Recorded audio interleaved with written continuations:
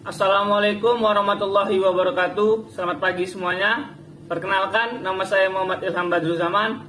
Saya dari Administrasi Bisnis AB5D Politeknik Negeri Medan. Pada kesempatan kali ini, saya ingin menjelaskan tentang manajemen operasional.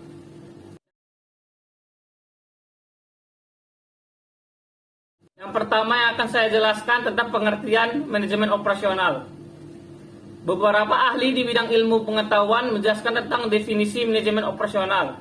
Antaranya, yang pertama menurut Edi Hertanto.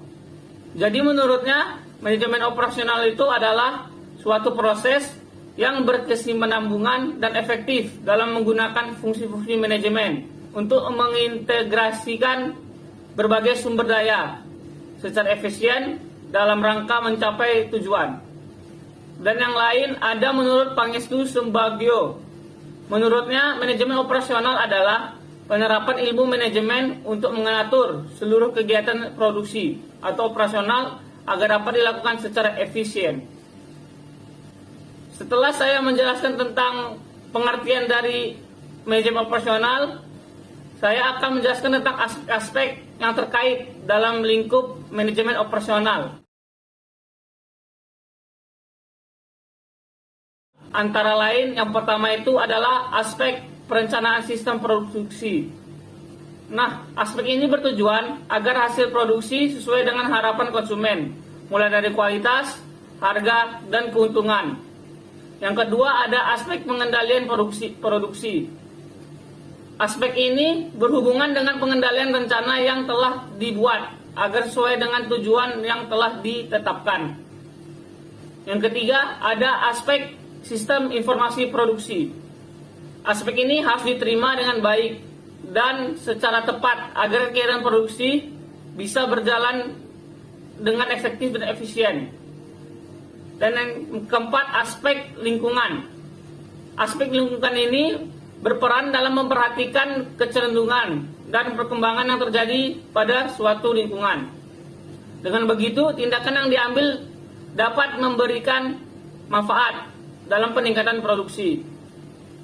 Setelah ini saya akan menjelaskan tentang peran dari manajer operasional. Harus benar-benar paham keseluruhan proses yang ada di dalam perusahaan. Mereka dilibatkan oleh pengkoordinasian proses beserta pengembangan terbarunya, sambil mengevaluasi kembali strukturnya.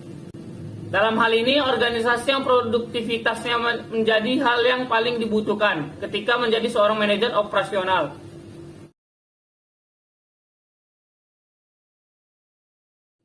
Jenis-jenis keputusan dalam manajemen operasional. Yang pertama ada proses. Maksud dari proses ini, manajer harus menentukan fasilitas yang dipakai dalam proses fisik. Kedua ada kapasitas. Kapasitas ini manajer harus menentukan jumlah dan estimasi waktunya. Yang ketiga persediaan. Seorang manajer harus memutuskan apa saja yang dibutuhkan dan menentukan seperti apa kualitas dan kuantitasnya. Dan juga harus mengetahui kapan barang baku yang dipesan. Yang keempat ada tenaga. Manajer terlibat dalam rekrutmen, PHK dan pengajiannya. Dia juga harus melakukan supervisi, kompensasi, promosi dan menggunakan tenaga profesional. Yang kelima kualitas. Yang dimaksud dengan kualitas ini adalah menentukan standar, desain peralatan, dan yang lainnya. Setelah ini saya akan menjelaskan tentang sejarah perkembangan manajemen operasi.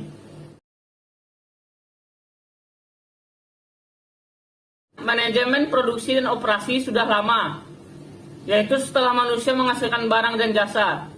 Walaupun sudah terdapat, tetapi kenyataannya baru mulai diperhatikan dan dipelajari sekitar 2 abad yang lalu. Usaha-usaha produktif telah dimulai sejak peradaban manusia mulai dikenal. Pada masa-masa itu, sektor produksi masih bersifat kerajinan tangan, sampai pada masa revolusi industri pada tahun 1800-an. Beberapa kejadian penting pada masa tersebut yaitu pada tahun 1769 penemuan mesin uap oleh James Watt. Yang kedua ada perang revolusi pada tahun 1776 dan lahirnya konstitusi Amerika Serikat pada tahun 1789. yang mendorong perdagangan dan investasi modal dengan memberikan perlindungan terhadap hak pemilikan pribadi. Yang ketiga ada Adam Smith pada tahun 1776 mencetus apa yang disebut dengan istilah Division of Labor, termasuk juga program perkembangan keterampilan pekerja, penghematan waktu, dan penggunaan mesin-mesin yang single purpose. Pada tahun 1800-an ketika terjadi perang sipil Amerika, masa pemerintahan Presiden Abraham Lincoln, terjadi perubahan besar-besaran di industri. Antara lain pengakuan perusahaan sebagai person under the law dan diluncurkan undang-undang antitrust untuk mengantisipasi kemungkinan kolusi antara perusahaan-perusahaan besar sehingga tidak menjadi semacam praktek monopolistik enterprise. Pada tahun 1900-an, penemuan lampu listrik oleh Thomas Alva Edison menjadi pemicu semakin banjirnya suplai listrik bagi industri-industri Amerika Serikat. Pada waktu itu, F.W. Taylor bekerja di perusahaan industri baja dan secara kebetulan menduduki jabatan yang memungkinkan untuk menjadi eksperimen atas beberapa gagasan. Taylor menemukan berbagai macam yang ketidakefisien yang terjadi di perusahaan.